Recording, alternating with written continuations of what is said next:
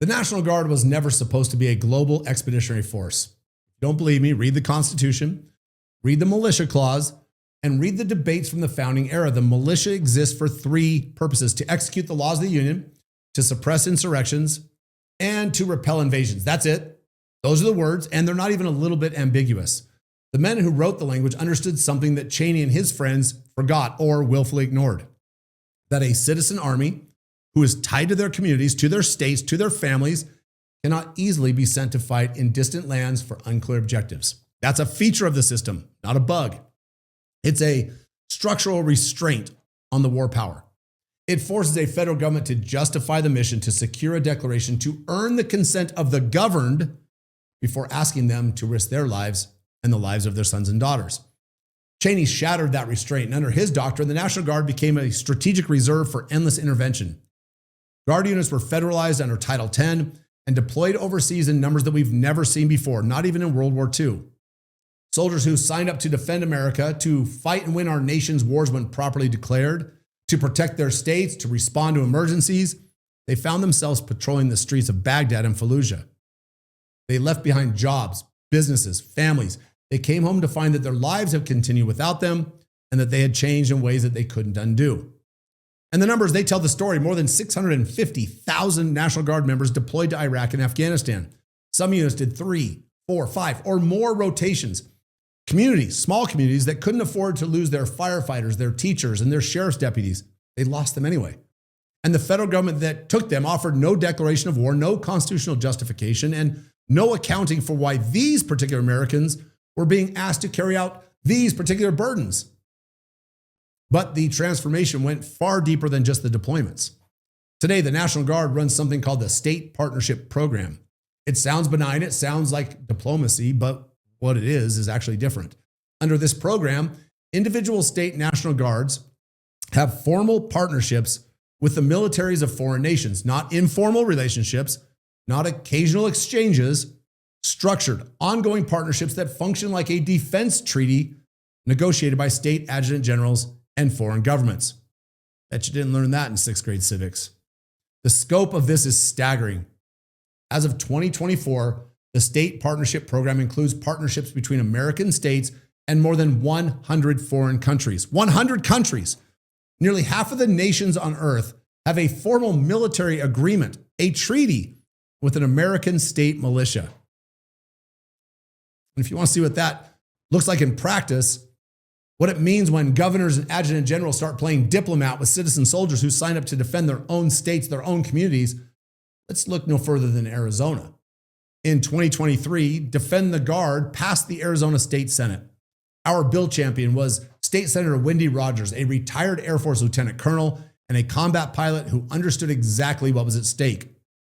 The bill was being transmitted to the House, where it would work through the legislative process before landing on Governor Katie Hobbs' desk. Well, that was happening. The Arizona legislators were debating whether their own National Guard should be protected from unconstitutional deployments. Governor Hobbs and the Arizona Adjutant General, Major General Kerry Mullenbeck, they got on a plane. They flew halfway around the world to Oman, and they signed a state partnership agreement committing Arizona citizen soldiers to a formal military agreement with a Middle Eastern nation on the Arabian Peninsula. Not the southern border of Arizona, not the border where drug traffickers and illegal aliens were flooding across in record numbers, not the border where fentanyl was pouring into American communities and killing American kids. No, the border that Governor Hobbs committed to defend was Oman's southwestern frontier, where they were facing insurgency spillover from Yemen.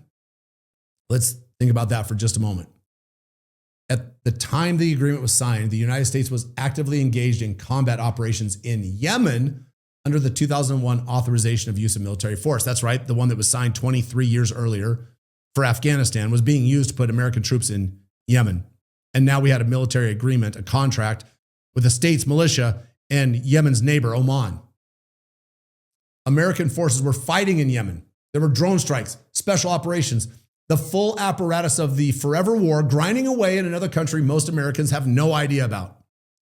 So while our military was stirring the hornet's nest in Yemen, our state militias were being committed to Oman, to help keep any refugees or civilians trying to evacuate the war that we were fighting from crossing into Omani territory. We were creating the chaos on one side of the border and then promising to clean it up on the other side. With Arizona's guard, without a declaration of war, without a vote from Congress, without the Arizona legislature even being consulted. Which mission matters more, defending the United States southern border with the militia, the National Guard from Arizona, or handing that National Guard unit, that militia from Arizona, over to the federal government so they can serve the Sultan of a Middle Eastern nation? And while all of this was happening, while General Mullenbeck was jetting off to sign a de facto treaty with a foreign government, what was the command climate like back home?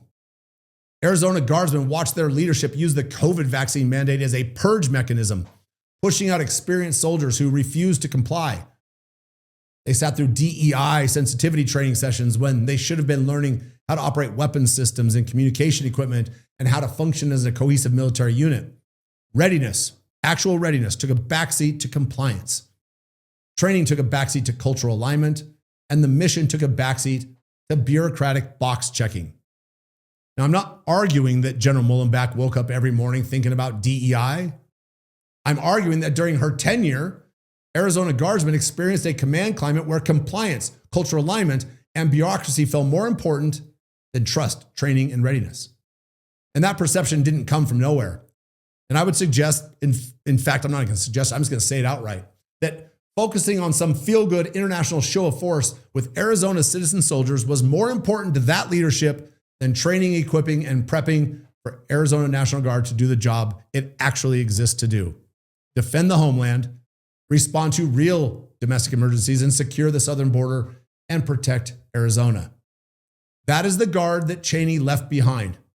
Not a state defense force accountable to governors and legislatures and to the citizens who they serve, but a global deployment arm for a federal government that stopped asking permission decades ago, commanded by officers more interested in international partnerships and progressive credentials than combat readiness and constitutional fidelity.